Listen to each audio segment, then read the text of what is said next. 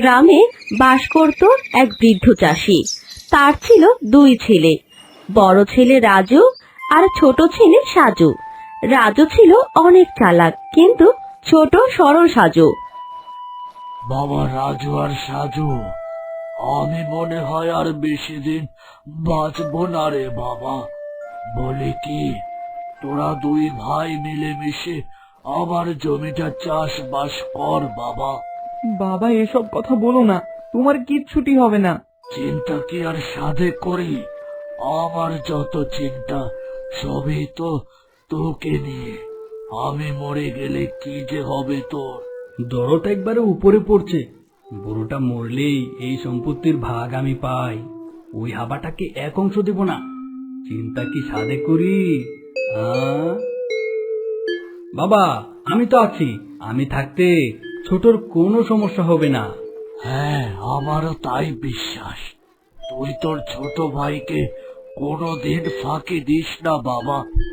আর তোদেরকে যে জন্য ডাকা হয়েছে তা শোন।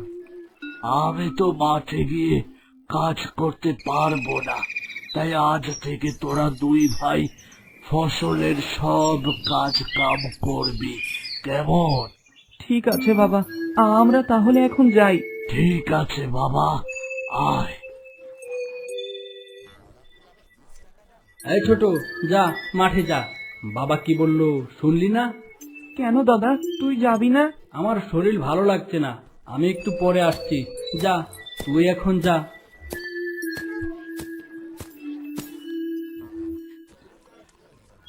কি গো, বাবা কি বললো? কি আর বলবি, তার তো ছোট ছেলেকে নিয়ে চিন্তা। আমি যেন তাকে ফাঁকি না দেই আর মাটি ভালোভাবে চাষ করি। দূর যাই, আর ভালো লাগে? আমায় কিছু খেতে দাও তো গিন্নি। সে আমি দিচ্ছি তো। তা তুমি কাজে যাবে না? তুমিও না গিন্নি? আমি কি আর কাজ করব? আমার সাথে কি কাজ যায়? কাজ তো করবে ছোট, আমি শুধু বসে বসে খাবো। তা ঠিক বলেছো, ওই বোকাটাকে বেশ খাটানো যাবে। আচ্ছা ঠিক আছে, তুমি কয়টা খেয়ে শুয়ে একটু বিশ্রাম নাও দেখি। দাদা বলল তুই যা, আমি আসছি। কিন্তু দাদার তো এখনো আসার কোনো খবর নেই। এদিকে আমার শরীরটাও তো ভালো না। না না, এসব ভাবলে চলে না, আমাকে কাজ করতে হবে। একই সাজু, তুই একা একা মেশিন জোরে জমিনে সেচ দিচ্ছিস, তোর বাবা আসেনি। বাবার শরীরটা ভালো না কাকু। বাবা বলেছে আমাদের দুই ভাইকে এই ফসল দেখাশোনা করতে। ও আচ্ছা, তা রাজু কই? সে আসেনি? দাদা আসবে বলেছে একটু পরে। হ্যাঁ, তোর দাদা যা চালাক, গিয়ে দেখ ঘরে, মনে হয় নাক ডেকে ঘুমোচ্ছে। দাদা এমন করবে না, সময় মতো ঠিক চলে আসবে। আমি কাজ করতে থাকি। সাজু বাবা, তোর মতো সবাই এত সরল সোজা না, তুই একটু চালাক হো বাবা। আমি এখন আসি।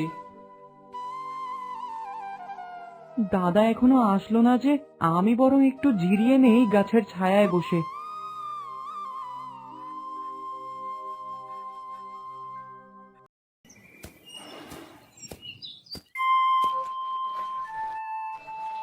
বৌমা, ও বৌমা। জি বাবা বলুন, কিছু লাগবে কি আপনার? না বৌমা, কিছু লাগবে না। রাজু সাজু কি মাঠ থেকে এসেছে? না বাবা, তারা তো এখনো মাঠ থেকে ফেরেনি। বলো কি, এখনো বাড়ি ফিরেনি? আচ্ছা, তুমি থাকো, আমি দেখি মাঠের দিকে যাই। এ কি বলছেন বাবা, এই অসুস্থ শরীর নিয়ে আপনি মাঠে যাবেন? এই ওঠো ওঠো, সর্বনাশ হয়ে গেল যে। হয়েছে কি? হয়েছেটা কি? ঘরে কি আগুন লেগেছে নাকি? আগুন না লাগলেও তুমি যদি এখন মাঠে না যাও, আগুন লাগবে।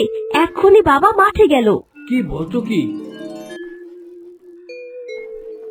মনে হচ্ছে বাবা এখন আসে নাই, আর ভোলা দেখছি ঘুমোচ্ছে। এই তো সুযোগ আমার কাজ করবার। এ কি বাবা, তুমি? তোমার না শরীর খারাপ, তুমি আবার মাঠে আসতে গেলে কেন?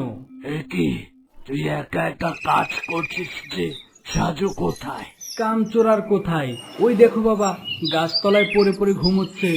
সাজু, এই সাজু। এ কি দাদা, তুমি কখন আসলে? আর বাবা, তুমিই বা কখন আসলে? কি আবোল তাবোল বকছিস?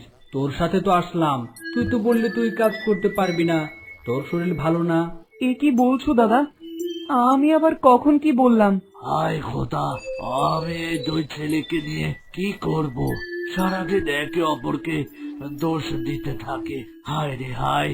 তা এত কি নিয়ে চিন্তা করছো? দুই ছেলে তো অনেক বড় হয়ে গেছে। আমার ছোট ছেলেটা একটু সহজ সরল তো, তাই ভাবছি। হ্যাঁ দাদা, আমিও তাই জানি। আমি বলি কি, তুমি বেঁচে থাকতে থাকতে তোমার সব সম্পত্তি দুই ভাইয়ের মধ্যে সমান ভাগে ভাগ করে দাও। জসিম ভাই, তুমি ঠিক বলছো।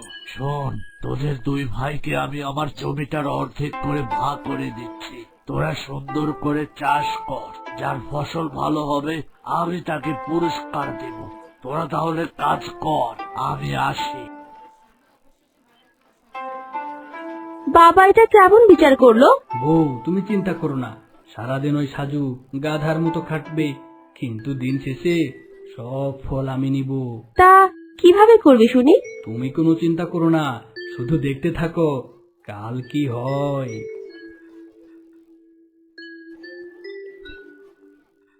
আজ থেকে এই পাশটা আমার, আর ওইদিকের জমি তোর। কিন্তু তোমার পাশের জমির ফসল তো অনেক ভালো দাদা। আমি বড়, তাই আমি ভালো জমিটা পাই। কিন্তু আমার এই দিকটায় তো গাছের ছায়া, ঠিকঠাক ফসলও হয় না। ভালো লাগলে নে, না নিলে না। না না দাদা, সমস্যা নেই, তুমি খুশি হয়ে দিয়েছো তাই আমি নেব। আমি খুশি। উপরওয়ালা চাইলে এটাতেও ভালো ফসল ফলবে। ফসল না, ছাই হবে। হা হা হা হা হা। তোমার ছেলেদের ফসল কেমন হলো? যেমন দেখছো আর কি।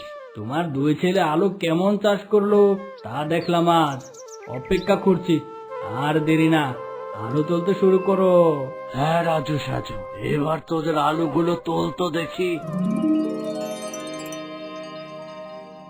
সাজুর জমির আলু কত বড় বড় আর কত সুন্দর হয়েছে, কিন্তু রাজুর জমি তো ছোট ছোট।